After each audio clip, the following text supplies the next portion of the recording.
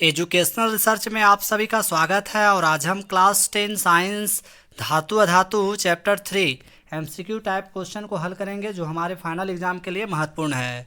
साथ ही जो बच्चे हमारे चैनल पर नए हैं, लाइक सब्सक्राइब शेयर करिए ताकि सभी बच्चों तक हमारा वीडियो पहुंच सके। जिसमें से क्वेश्चन नंबर हमारा जो 1 कह रहा है, निम्नलिखित में से कौन अधातु है। तो क्वेश्चन नंबर 1 का हमारा अधातु पूछा गया, तो इसका जो सही आंसर होगा वो होगा कार्बन। कार्बन क्या है, हमारा अधातु है। कार्बन का संकेत क्या होता है, तो सी होता है। और इसका परमाणु संख्या कितना होता है, तो परमाणु संख्या इसका 6 होता है।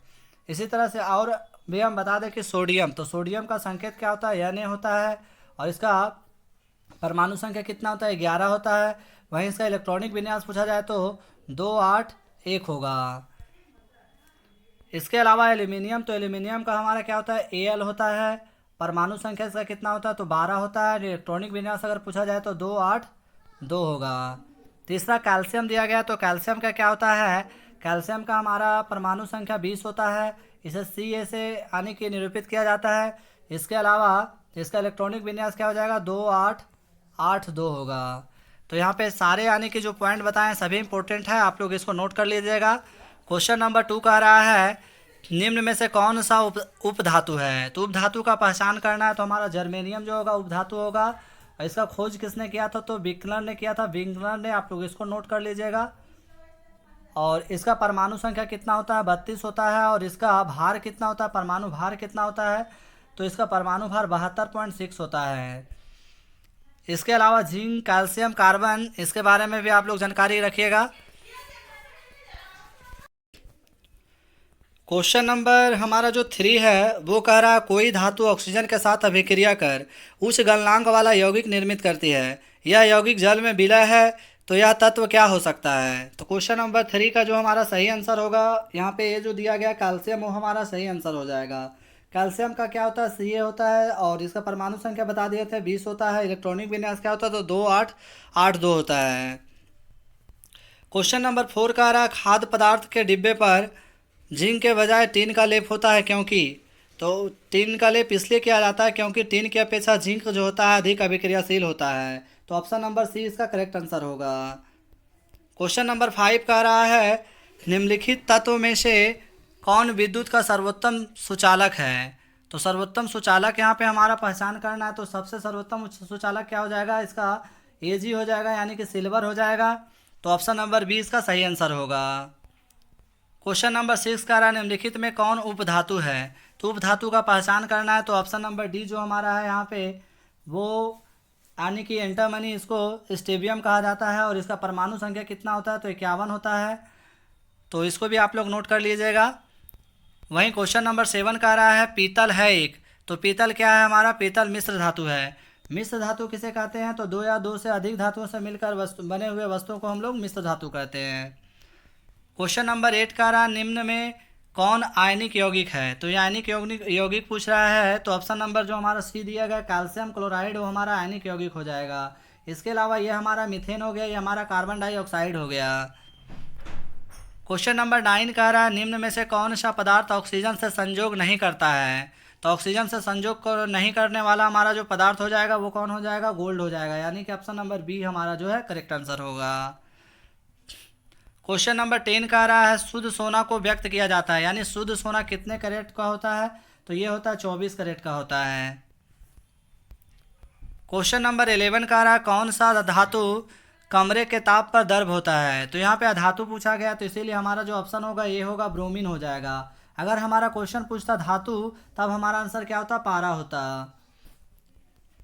क्वेश्चन नंबर 12 का रहा है, सीसा और टीन के मिश्र धातु को कहते हैं। तो सीसा और टीन के मिश्र धातु को क्या कहते हैं, तो सोल्डर कहते हैं। ऑप्शन नंबर ए इसका करेक्ट आंसर होगा।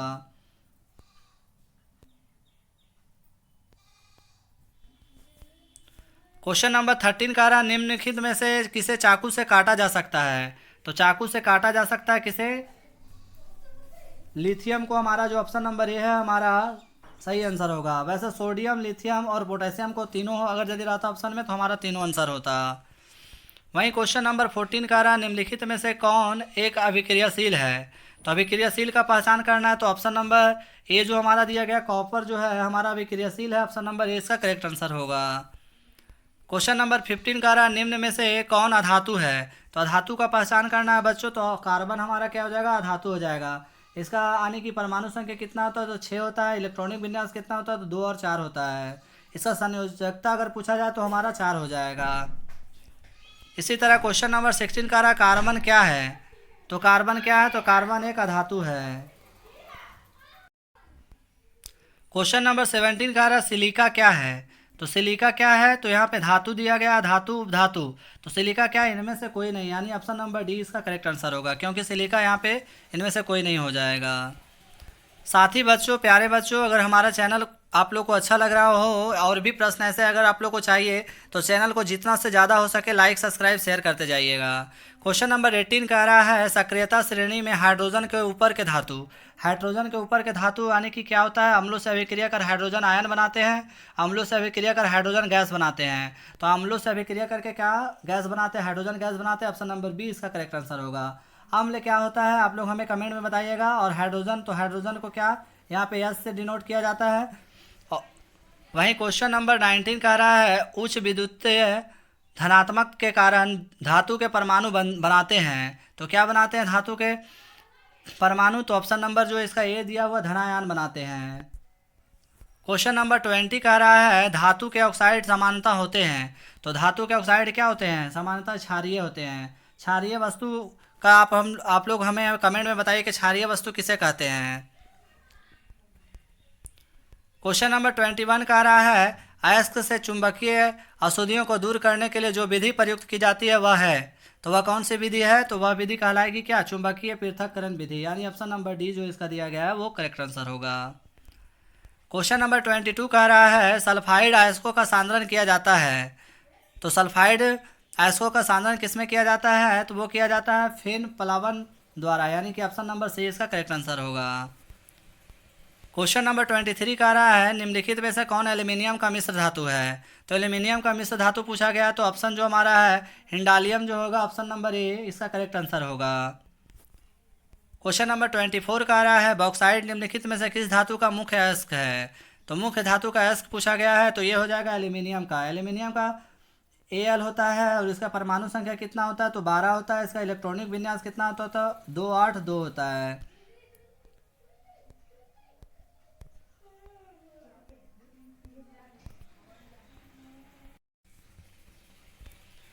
क्वेश्चन नंबर 25 का रहा कॉपर का निष्कर्षण मुख्यतः किस अयस्क से किया जाता है। तो कॉपर्स का निष्कर्षण किया जाता है कॉपर पाइराइट से किया जाता है, यानी कि CuFeS2 से किया जाता है। ऑप्शन नंबर बी जो इसका सही आंसर है। क्वेश्चन नंबर 26 का रहा निम्न में से किस धातु का गलनांक सबसे कम है। तो सबसे कम गलनांक पूछा गया, तो हमारा सोडियम का जो गलनांक होता है सबसे कम होता है। ऑप्शन नंबर बी इसका करेक्ट आंसर होगा।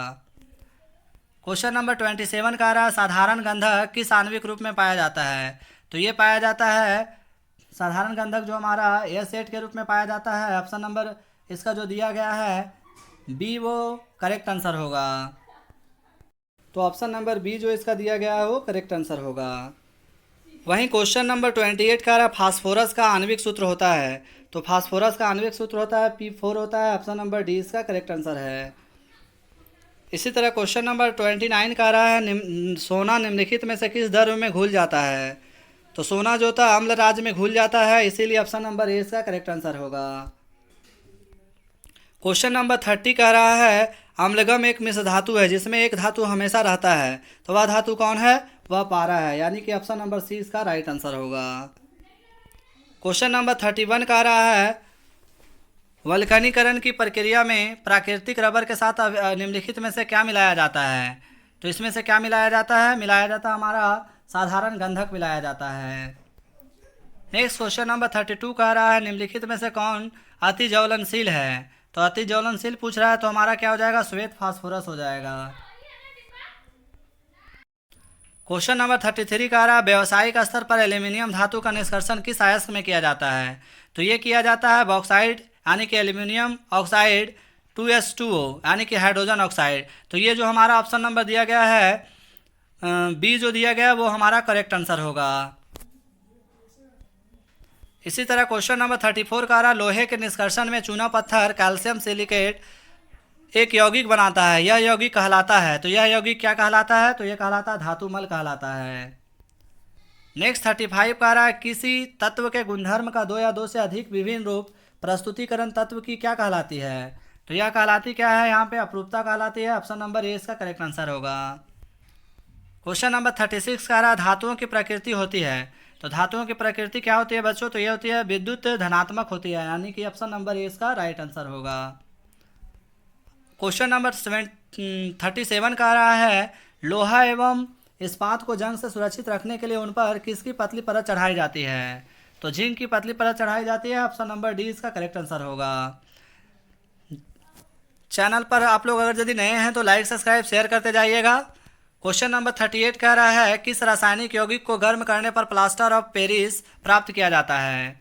तो यानी कि जिप्सम को जब हम 273 केल्विन पर गर्म करते हैं तो क्या होता है? प्लास्टर ऑफ पेरिस प्राप्त होता है। प्लास्टर ऑफ पेरिस का सूत्र क्या होता है? तो CaSO4 हाफ इंटू H2O होता है, यानी कि ये भी आप लोग नोट कर लीजिएगा, प्लास्टर ऑफ पेरिस का सूत्र है।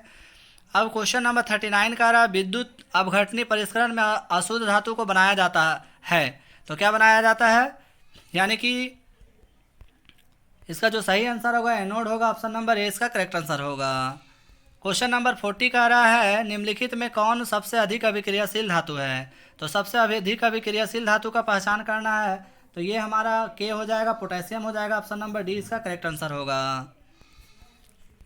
क्वेश्चन नंबर 41 का रहा जब मैग्नीशियम फीता को जलाया जाता है तो उत्पन्न आग की लौ होती है। तो क्या होती है? चमकीली उजला होती है।